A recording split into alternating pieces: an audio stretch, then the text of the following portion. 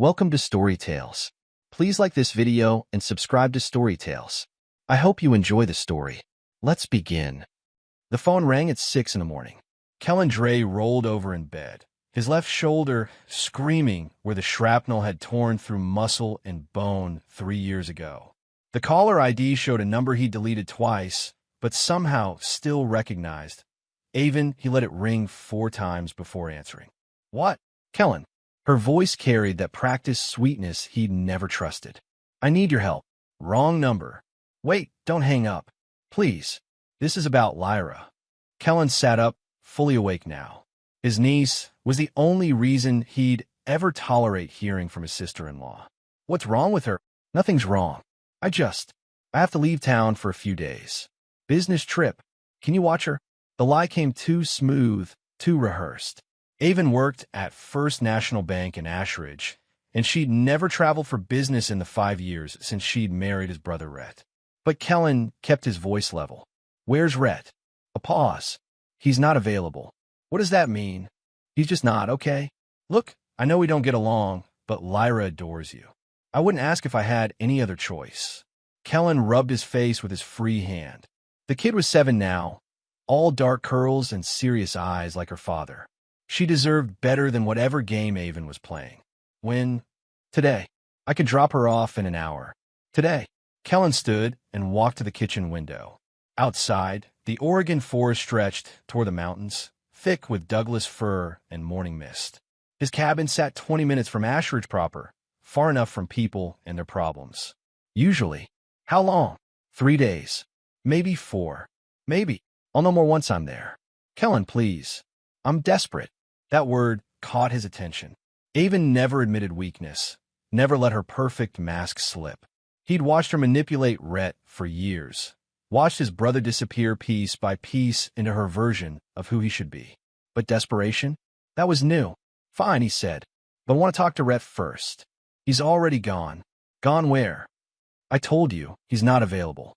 Do you want me to bring Lyra or not? Kellen closed his eyes. His shoulder throbbed, a constant reminder of the warehouse fire that had ended his career with Portland Fire.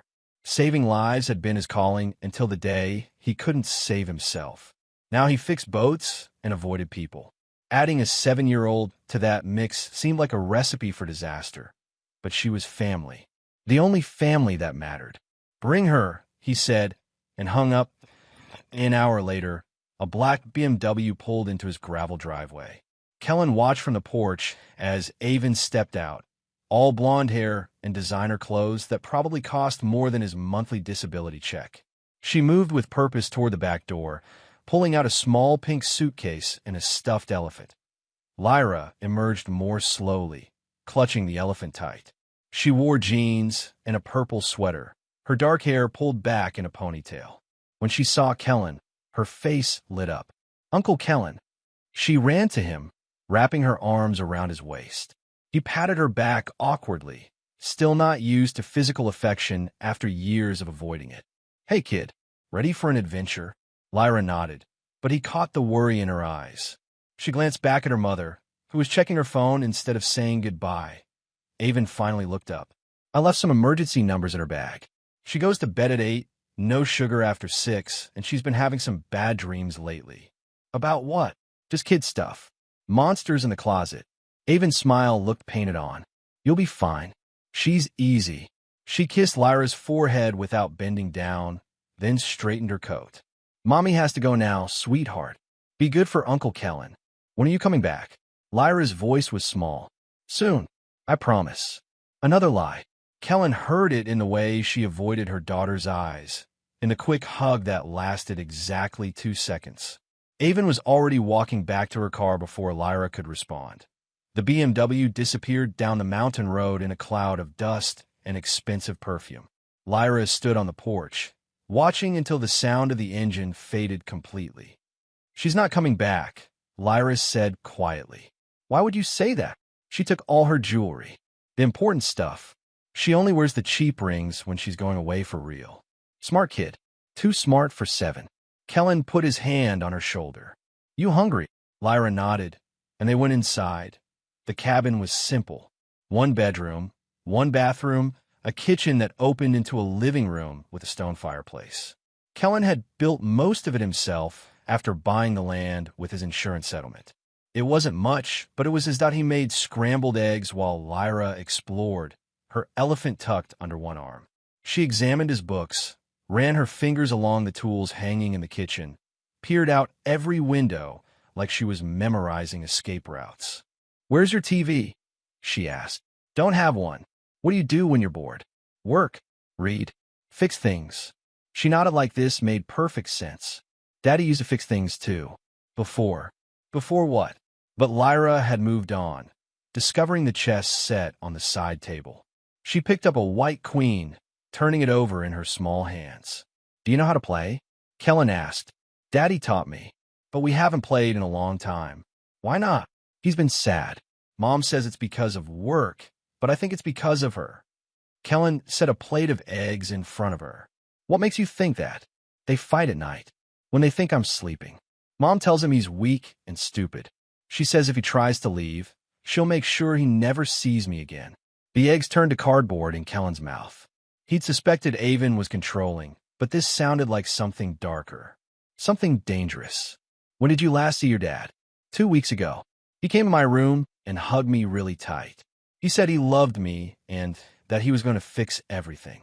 Lyra took a small bite of eggs. "But then he was gone. 2 weeks.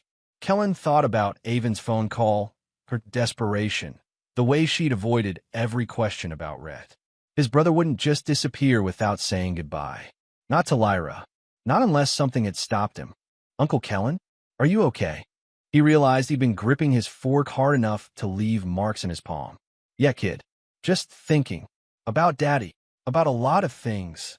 Lyra finished her eggs in silence. Afterward, Kellen showed her the spare room where she'd sleep.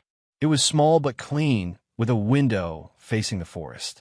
He'd thrown together a bed from spare lumber and cushions from the couch. "It's perfect," Lyra said, but she didn't let go of her elephant. That night, Kellen woke to the sound of crying.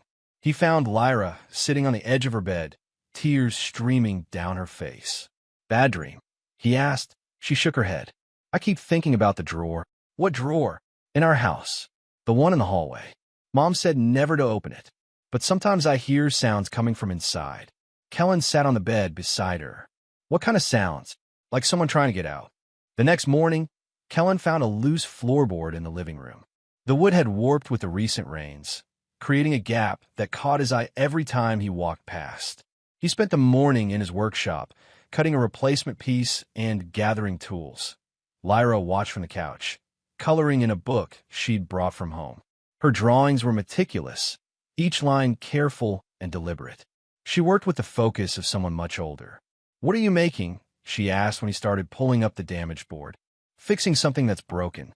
"Can you fix people too?" Kellen looked up from his work. "Depends on what's wrong with them. What if they're scared all the time?" "Scared of what?" Lyra pressed her crayon harder against the paper. "Everything. Loud voices, closed doors, being left alone." She was describing trauma symptoms. Kellen had seen enough of them in his firefighting days, enough children pulled from bad situations to recognize the signs. But knowing what to look for and knowing what to do about it were different things. Sometimes when people are scared, they need help from someone who knows about scared feelings, he said. Like a doctor for feelings. A therapist, you know that word. Daddy mentioned it once. He said Mom would never let me see one because it would make her look bad. Another red flag. Kellen filed it away with the others. He finished installing the new board, testing its stability with his weight. "There," he said. "Good as new." "Uncle Kellen."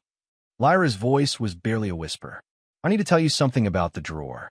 He set down his tools and gave her his full attention. "What about it?" "Mom said never to open it. But I think someone's inside." The words hit him like cold water. "What do you mean?" "I hear scratching sometimes. And voices. Really quiet ones, like someone's trying to call for help, but they can't be loud." Kellen's mind raced. A child's imagination could turn ordinary house sounds into monsters. But Lyra didn't seem like a kid who made things up. She spoke with the precision of someone who'd learned to be careful with words. "When did you first hear these sounds?" "After Daddy disappeared. That's when Mom started acting different too. More scared. More angry. Different how?"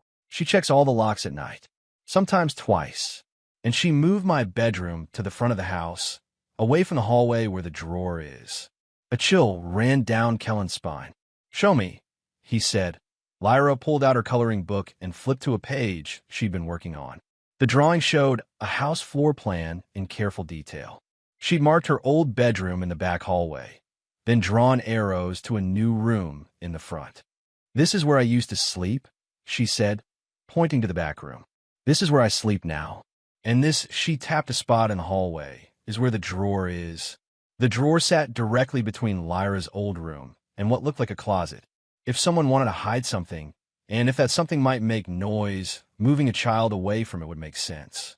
"Lyra, I need to ask you something important. Has your mom ever hurt you?" "Not with her hands, but she says things that make me feel small inside." "What kind of things?" "That I'm too sensitive, that I imagine things that aren't real, that if I tell people our family business, bad things will happen to me and Daddy." Classic manipulation, isolation, making the victim doubt their own perceptions. Kellen had seen it before, but never this calculated, never directed at a child. "Listen to me," he said, getting down to her level. "You don't imagine things. You're smart and brave, and what you see and hear matters. If you tell me something, I'll believe you." Tears filled Lyra's eyes. "Promise? Promise." She hugged him then, a desperate grip that told him more than words could. This kid had been carrying secrets that were too big for her small shoulders, and now she'd found someone willing to help bear the weight. That afternoon, while Lyra napped, Kellen called his brother's phone. It went straight to voicemail, just like it had for the past 2 weeks. Rhett's voice sounded tired. "Leave a message." "It's Kellen. Call me back. We need to talk." But his gut told him Rhett wouldn't be calling anyone back. Ever. The thought followed him through the rest of the day. When Lyra woke up, they played chess on the porch. She was good, better than most adults he knew. Her moves were patient and strategic, like she'd learned to think several steps ahead in more than just games. "Daddy taught me to always have a plan," she said, capturing his bishop, "and to always have a backup plan." Smart advice.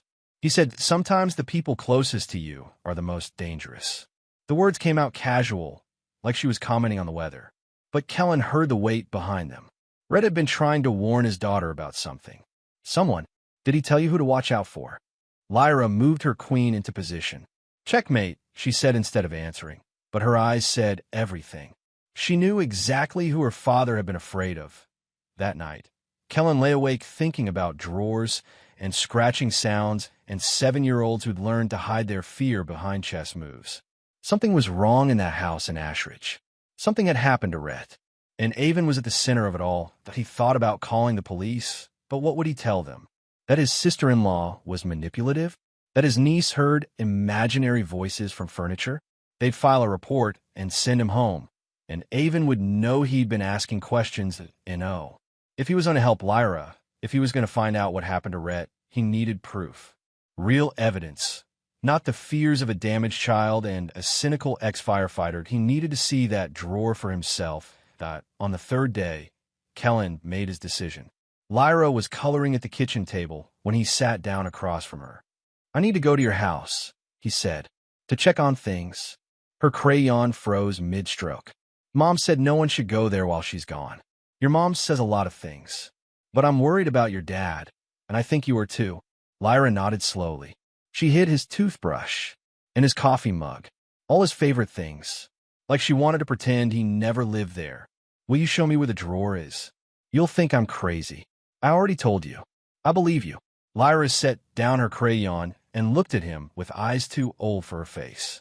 "Okay, but we have to be careful. Mom has cameras." Of course she did. Kellen should have expected that. "Where?"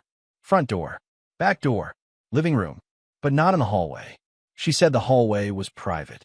Interesting choice of words. Private from who? And why would someone want privacy in a hallway unless they were hiding something there? They drove to Ashridge in Kellen's truck, taking the back roads through the forest. The town sprawled across a valley between 2 mountain ridges, all perfect lawns and expensive cars. Rhett and Avon's house sat on Maple Street, a colonial with white columns and black shutters that screamed respectability. The garage code still worked. Lyra knew it by heart. They parked inside, next to Avon's second car, a silver Lexus she drove when she wanted to look modest. "Where's your dad's truck?" Kellen asked. "Mom sold it. She said he took money from their account before he left. So she had to sell his things to pay bills." But Rhett's truck had been paid off for years. Kellen remembered him bragging about it at Christmas dinner 2 years ago. Another lie in a growing pile of them. The house was immaculate inside, all beige walls and cream furniture arranged like a magazine spread. It felt cold, unlived in, like a museum display of what happiness was supposed to look like. Lyra led him down a hallway lined with family photos. Kellen studied them as they passed. Rhett looked progressively more strained in the recent ones, his smile forced and his eyes distant. Avon looked the same in every picture, beautiful, composed, untouchable. "There," Lyra whispered, pointing to a built-in cabinet with multiple drawers. The drawer in question was at the bottom, larger than the others. It looked normal enough, white wood with a brass handle. But when Kellen knelt beside it, he caught a faint chemical smell, something sharp and antiseptic, like hospital cleaning supplies. "You sure about this?" he asked Lyra. She nodded, but stepped back several feet. Kellen pulled the drawer open. It contained the usual household junk: batteries, rubber bands, instruction manuals for appliances. But the bottom felt wrong. Too high. He ran his fingers along the edges and found a hidden latch. The false bottom lifted away, revealing a compartment underneath. Inside was a plastic-wrapped shirt soaked in dried blood. Dark brown stains covered the chest and sleeves. Far too much blood for a minor injury. Beside it lay a watch with RD engraved on the back, Rhett's initials. And tucked in the corner was a burner phone. Kellen's hands shook as he lifted the phone. The screen showed dozens of missed calls from KD, his own initials. Someone had been trying to reach him using this number. "What is it?" Lyra asked from behind him. "Stay back." His voice came out sharper than he intended. "Go to the living room. Now." But Lyra had already seen enough. Her face went white. "That's Daddy's shirt, the blue one he wore to work." Kellen rewrapped everything carefully and closed the drawer. His mind was racing, but he forced himself to think like the firefighter he used to be. Assess the situation. Gather information. Don't jump to conclusions, except the conclusions were jumping to him. Rhett was dead, had been dead for weeks, and Avon had kept the evidence in a drawer her daughter walked past every day. "Uncle Kellen." Lyra's voice was small and scared. "Is Daddy coming home?" He looked at her, 7 years old, clutching her elephant, asking the question she already knew the answer to. How do you tell a child that her mother is a monster? "I don't know, kid, but I'm going to find out." They spent the next hour searching the house. Kellen looked for anything that might explain what happened while Lyra sat in the living room, staring at nothing. In the home office, he found Avon's laptop. Password protected, but she'd left browser windows open. The search history made his blood run cold. How long does it take for a body to decompose indoors? Child trauma memory suppression. Life insurance payout without body. Legal requirements for missing person declaration. How to fake mental breakdown documentation. Each search was dated within the past 3 weeks. Methodical. Planned. Avon hadn't killed Rhett in a moment of passion. She'd researched it like a business proposal. Kellen printed the search history and kept digging. In a file marked personal, he found medical records in Rhett's name. Depression, anxiety, suicidal ideation, all documented by Dr. Elizabeth Crenshaw, all dated within the past 6 months. But Kellen knew his brother. Rhett had been sad, maybe even depressed, but suicidal? Never. These records were fabricated, probably to support the story that he'd abandoned his family. In Lyra's room, he found more evidence of Avon's planning. The child's drawings were tucked in a folder marked therapy materials. Page after page of crayon illustrations showing a man lying on a red floor, a woman standing over him with something in her hand, a little girl watching from a doorway. Avon had been documenting her daughter's trauma, not to help her, but to use it to show courts and social workers that Lyra was disturbed, unreliable, traumatized by her father's abandonment. The phone rang while he was photographing the drawings. Kellen grabbed it without thinking. "Hello, who is this?" Avon's voice was sharp with suspicion. "It's Kellen. I brought Lyra home to get some of her things. I specifically told you not to go to the house. She needed her winter coat." A pause. Where is she now? Getting her coat. What? Put her on the phone. Kellen looked toward the living room, where Lyra sat motionless on the couch. She's in the bathroom. I want to talk to her. Now. She'll call you back. Kellen, if you're snooping around my house, what would I be snooping for? Another pause, longer this time. Just get out. Take Lyra back to your place and wait for me to come home. When will that be? When I'm done with what I'm doing. The line went dead. Kellen stared at the phone, his heart pounding. Avon knew, maybe not exactly what he'd found, but she knew he was asking questions, which meant he was running out of time. He gathered everything: the printed search history, photos of the medical records, copies of Lyra's drawings. The evidence in the drawer he left alone. Moving it would tip Avon off, and he needed her to think her secrets were still safe. Time to go, he told Lyra. She stood without argument, but her movements were mechanical, like a doll being posed. The shock was setting in. On the drive back to the cabin, she finally spoke. My drawings? You saw them? Yeah. I wasn't making it up. I know. Is Mom go to jail? Kellen gripped the steering wheel tighter. I don't know yet, but she's not going to hurt you anymore. She never hit me. There are other ways to hurt people. Lyra nodded like she'd always known that. What happens to me if she goes to jail? You'll stay with me.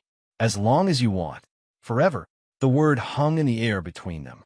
Forever was a big promise, especially coming from someone who'd spent 3 years avoiding human connection. But looking at this kid, this brave, broken little girl who'd been carrying her family's secrets alone, Kellen knew he meant it. Yeah, he said, forever. But first, he had to make sure Avon paid for what she'd done. And that meant getting proof that would hold up in court. The bloody shirt and phone were a good start, but he needed more.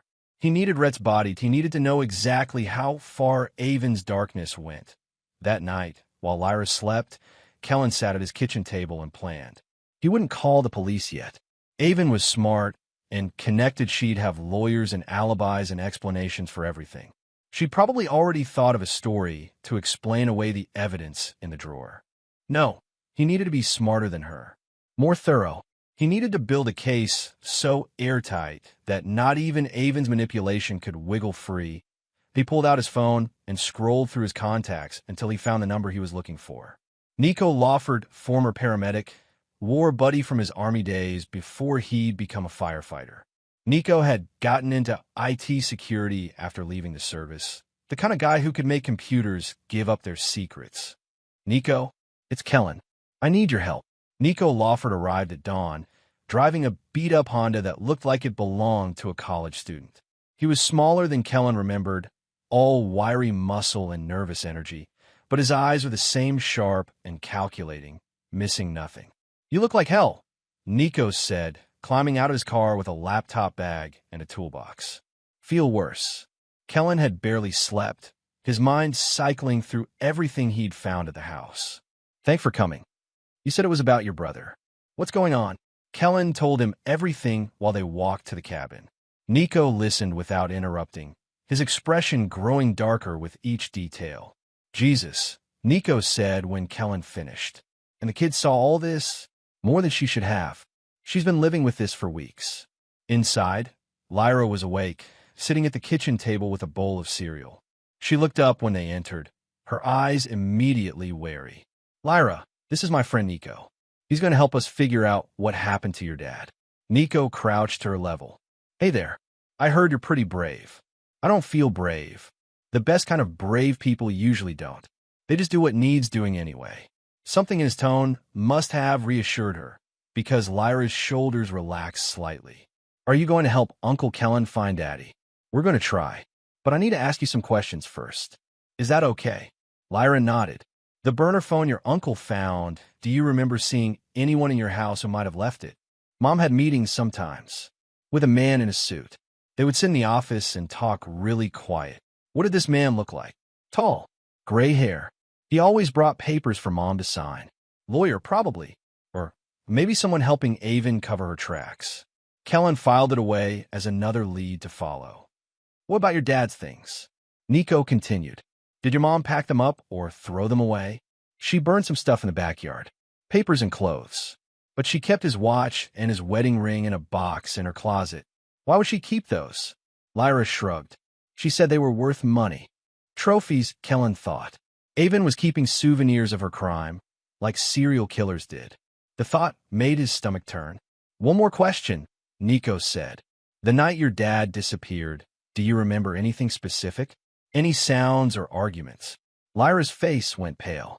There was yelling, really loud. Then a big crash, like something heavy fell down. Then it got quiet. Where were you when this happened? In my old room. I hid under the covers and pretended to sleep. But later I heard Mom moving around, dragging something heavy across the floor. Dragging something, or someone. Kellen clenched his fists, imagining his brother's final moments. Had Rhett seen it coming? Had he tried to fight back? You did good, kiddo, Nico told Lyra. Why don't you go draw or something while your uncle and I work? After she left the room, Nico's expression hardened. This woman is a psychopath. You know that, right? I'm starting to figure that out. The question is what we do about it. You said you found a burner phone with missed calls from your number.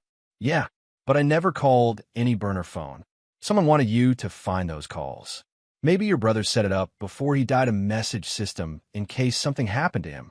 Nico opened his laptop and plugged in several devices that looked like they belonged in a spy movie.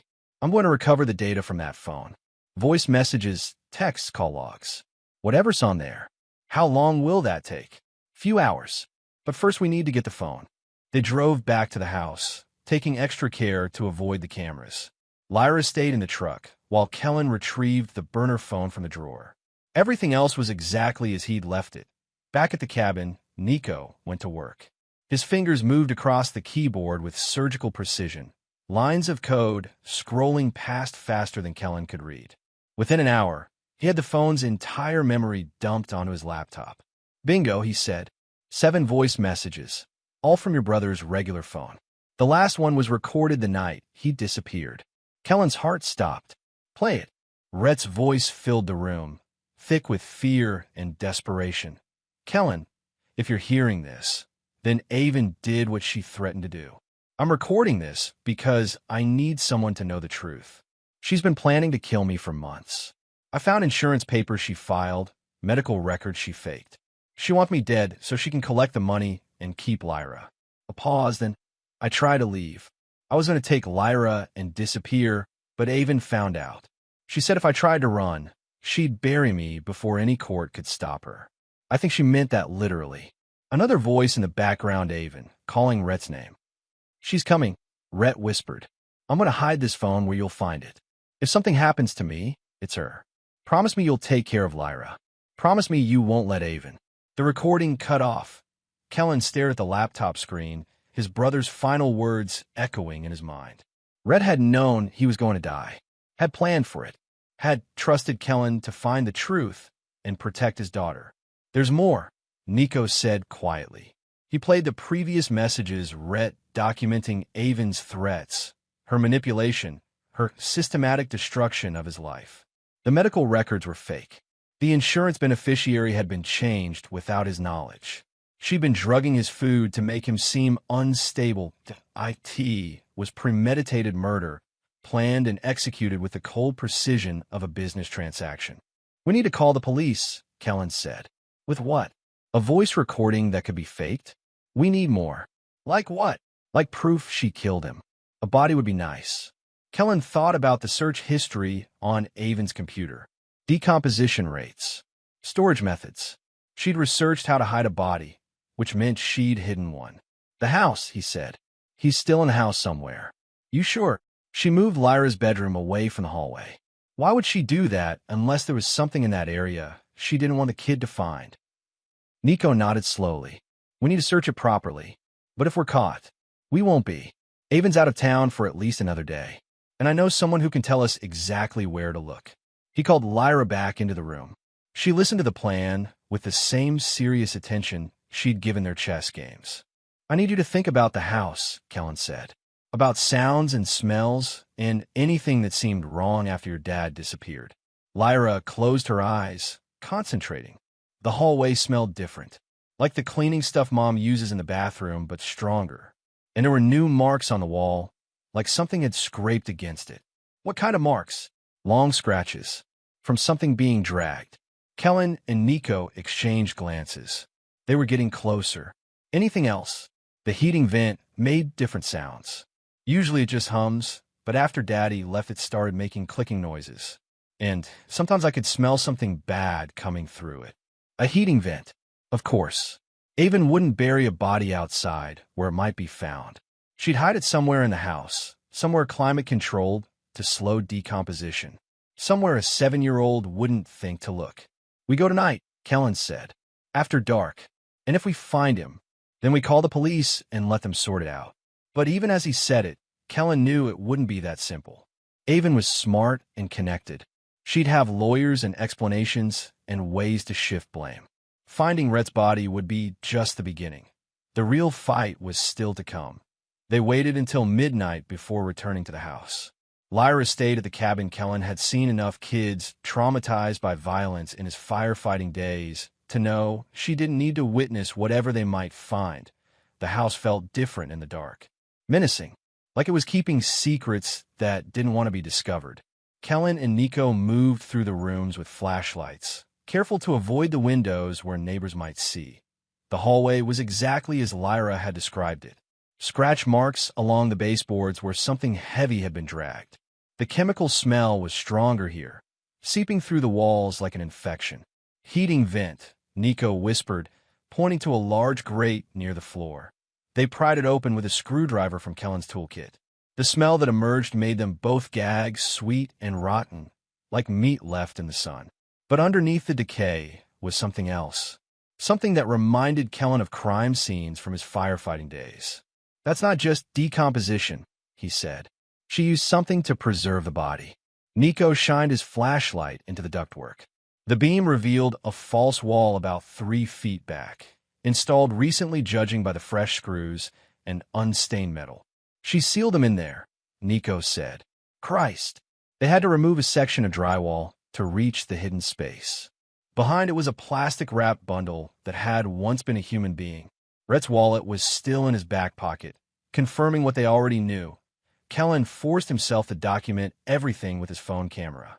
The body, the makeshift tomb, the chemical containers Avon had used to slow decomposition. She'd planned every detail, turned murder into a science project. "We need to call this in," Nico said. "Not yet." Kellen sealed the wall back up, leaving everything exactly as they'd found it. "Avon can't know we were here." "Why not?" "We have her dead to rights. Because she's going to run the second she realizes we found him. And if she runs, she might take Lyra with her." They drove back to the cabin in silence, both lost in their own thoughts. Kellen couldn't stop seeing his brother's body, couldn't stop imagining how Rhett's final moments had played out. The fear he must have felt, the knowledge that his daughter would be left alone with a monster empty the cabin. Lyra was waiting in the living room despite the late hour. "Did you find him?" she asked quietly. Kellen sat beside her on the couch. "Yeah, kid. We found him." Tears filled her eyes, but she didn't cry. She'd already grieved for her father, had known for weeks that he wasn't coming home. This was just confirmation of what her 7-year-old heart had already accepted. "Is Mom going to jail now?" "I'm working on it." "What if she doesn't? What if the police don't believe you?" It was a valid concern. Avon was respectable, wealthy, connected. Kellen was a damaged ex-firefighter with a drinking problem in his past. In a credibility contest, she might win. "Then we make sure they have no choice but to believe us," he said. Over the next 2 days, Kellen and Nico built their case with military precision. They recovered deleted files from Avon's computer, documented her financial crimes, interviewed neighbors who'd heard the fighting. They found the lawyer Lyra had described a man named Phillips who specialized in insurance fraud and had a history of helping clients fake deaths. They discovered that Avon had changed Rhett's life insurance beneficiary 3 months before killing him, that she'd forged his signature on loan documents to drain their joint accounts, that she'd been planning this murder for at least 6 months, maybe longer. But the smoking gun came from an unexpected source. Nico had planted a listening device in Avon's car during one of their visits to the house. When she finally returned from her business trip, they were ready. Her first phone call was to Phillips. "It's done," she said. "The problem is handled." "What about the kid?" "She's staying with my brother-in-law."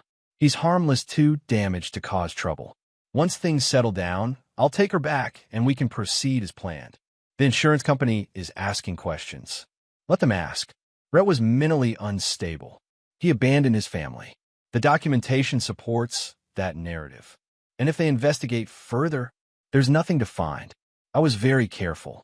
The recording was perfect, a confession that no lawyer could explain away. But Kellen wanted more. He wanted Avon to confess to Rhett's murder specifically. He wanted her to admit what she'd done to their daughter.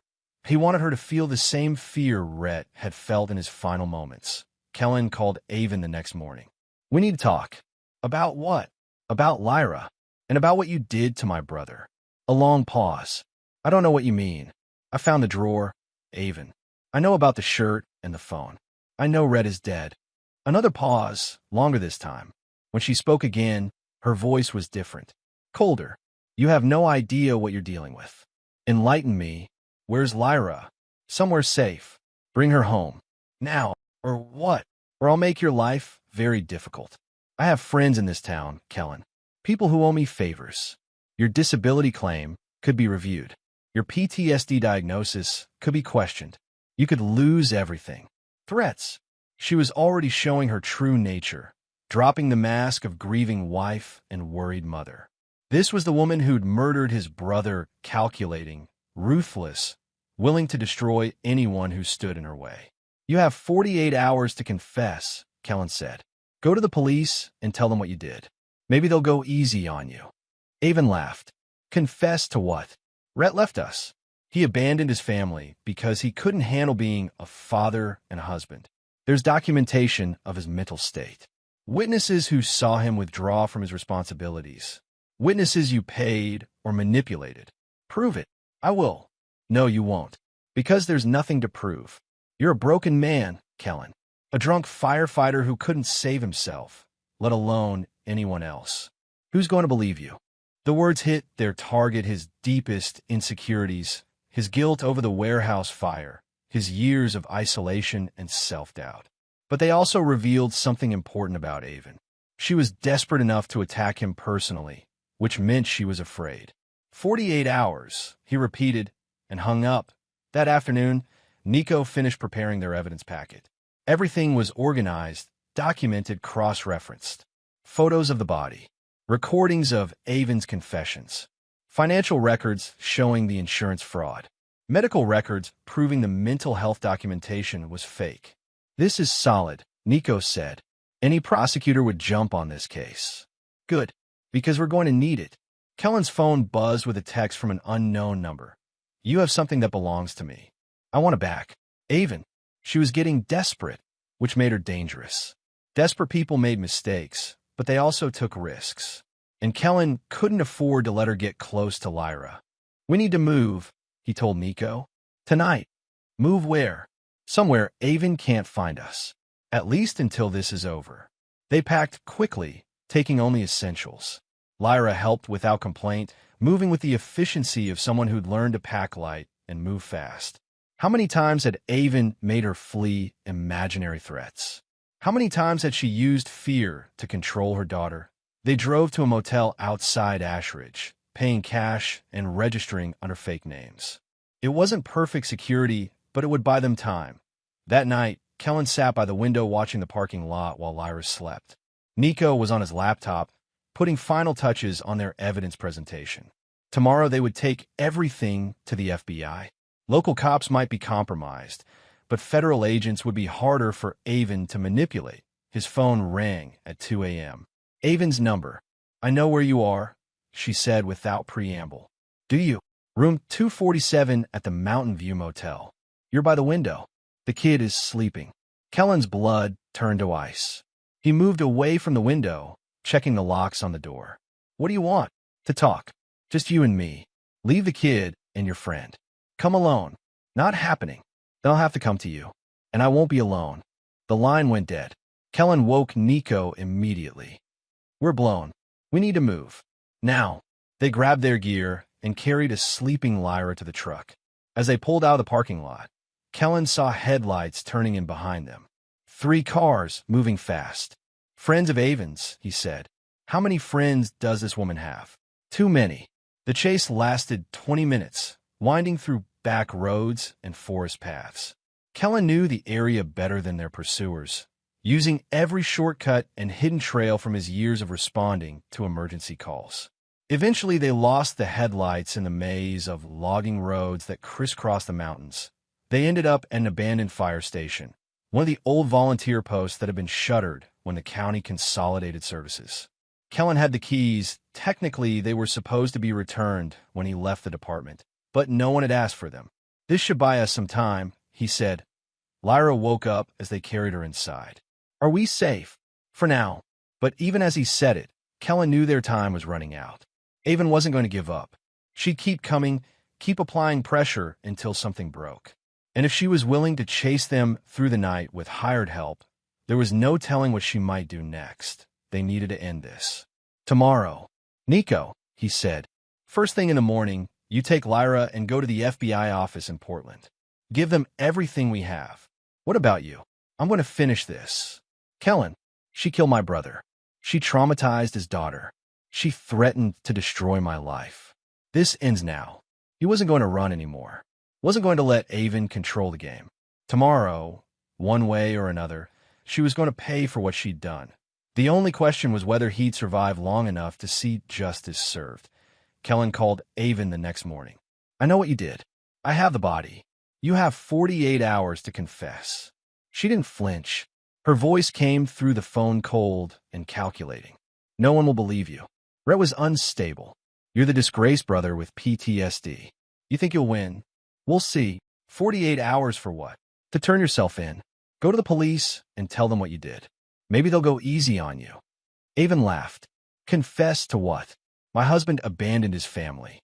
There's documentation of his mental breakdown, witnesses who saw him spiraling. You have nothing. I have everything. Prove it." But Kellen had already hung up. He looked at Nico, who was monitoring recording equipment they'd set up in the abandoned fire station. "She underestimated us," Kellen said. "Meaning, she thinks this is about proving she killed Rhett. But it's not.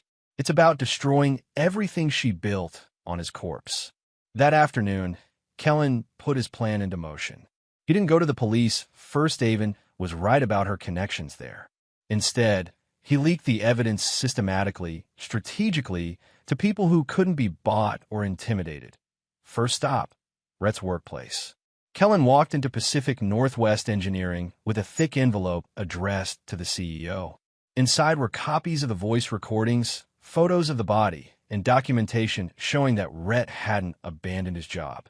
He'd been murdered. Mr. Dre was scheduled to present a major project proposal the week he disappeared. The CEO told Kellen after reviewing the evidence. He'd been working on it for months.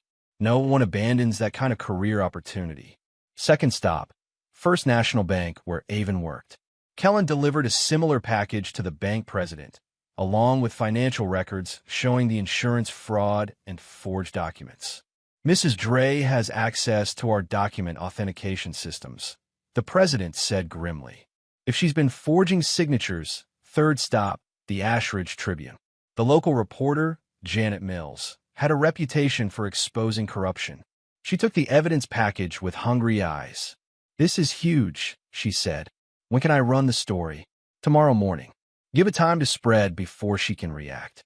But Kellen's masterstroke came that evening. Nico had been monitoring Avon's communications, and they'd discovered something interesting. She'd been having regular phone calls with Dr. Phillips, the lawyer who'd helped her fabricate Rhett's mental health records.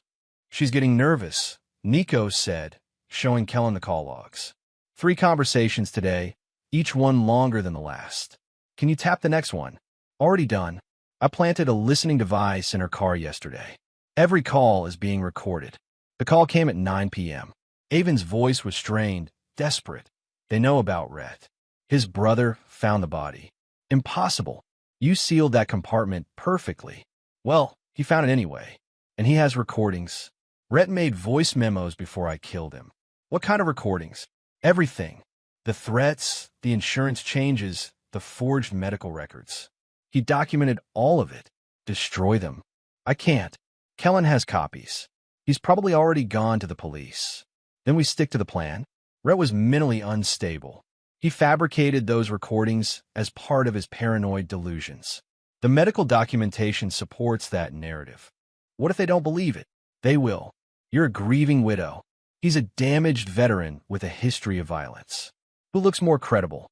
But Phillips was wrong about Kellen's next move. Instead of going to the police, he waited for the evidence to do its work. The next morning, Avon's carefully constructed world began to collapse. At T6 a.m., her bank president called an emergency meeting. The evidence package Kellen had delivered included proof that Avon had used her access to authentication systems to forge loan documents and transfer funds without authorization. Your employment is terminated immediately, the president told her. Security will escort you from the building. We're also freezing all accounts associated with your name, pending a full investigation. At 8 a.m., the Ashridge Tribune hit newsstands with Janet Mills' expose. Local banker suspected Ian husband's murder. The article included photos of the bloody evidence, excerpt from Rhett's voice recordings, and detailed financial records showing the insurance fraud. WY9 a.m. Child Protective Services had opened an investigation. Lyra's trauma drawings and medical records painted a clear picture of a child living with severe psychological abuse. T10 a.m. Pacific Northwest Engineering released a statement supporting their employee Rhett Dre and calling for a full investigation into his disappearance. They also announced they were pressing charges against anyone who had falsified information about his mental state. But Kellen's masterstroke was yet to come. While Avon scrambled to control the damage, Nico was extracting additional evidence from her devices. Got it, Nico said, showing Kellen his laptop screen. Cloud backup from 3 months ago. She thought she deleted it, but nothing's ever really gone. The video was damning. It showed Avon confronting Rhett in their kitchen, screaming at him with unhinged fury. You think you can just leave and take her? You'll lose everything. I'll bury you before any court could stop me. Rhett's voice was barely audible. Avon, please. We can work this out. There's nothing to work out. You signed the papers. You made the choice. Now you live with the consequences. The video cut off, but it was enough. Combined with everything else, it painted an undeniable picture of premeditated murder. Kellen made sure copies reached every news outlet in Oregon at noon. Avon tried to go to work, unaware that she'd already been fired. Security met her in the parking lot. Ma'am, you need to leave the premises immediately. This is my workplace. I have meetings. Not anymore. As she stood there in shock, police cars surrounded her BMW. Detective Morrison stepped out, warrant in hand. Avon Dre, you're under arrest for the murder of Rhett Dre, insurance fraud, child endangerment, and evidence tampering. The arrest happened in full view of her former colleagues, local news crews, and half the town. The perfect image she'd cultivated for years crumbled in minutes as cameras captured her being handcuffed and led away. Her world had imploded overnight, exactly as Kellen had planned. That evening, Nico played back the audio from the listening device in Avon's car. Her final phone call to Phillips was desperate, panicked. They have everything. The recordings, the body, financial records. How is this possible? You said you were careful. I was. But Rhett was smarter than I thought. He documented everything. What about the planted evidence story? The mental instability defense. It won't work. They have video of me threatening him. They have his voice recordings from the night I killed him. They have my confession. You're what? I was recorded. Somehow they got me to admit I murdered him. I walked right into their trap. Kellen smiled grimly as he listened. Avon had finally realized she'd been outmaneuvered from the beginning. All her manipulation, all her careful planning, all her arrogance, none of it mattered now. The evidence was overwhelming. The confession was recorded. The world had seen her true face. Justice for Rhett was finally within reach. The trial began 4 months later. Avon had hired the best defense team money could buy, but no amount of legal expertise could overcome the mountain of evidence against her.